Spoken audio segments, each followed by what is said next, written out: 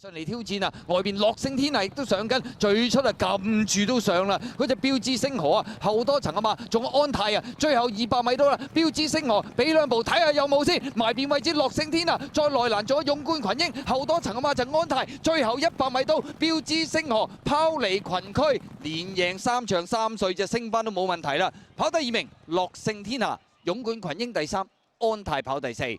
結果今場賽事呢隻標誌星河真係認真厲害啊！3歲升班，咁啊重磅又贏完，升班一樣再贏啊！收姜過終點，跑第2名係樂勝天下，勇冠群英第3，第4名係安泰。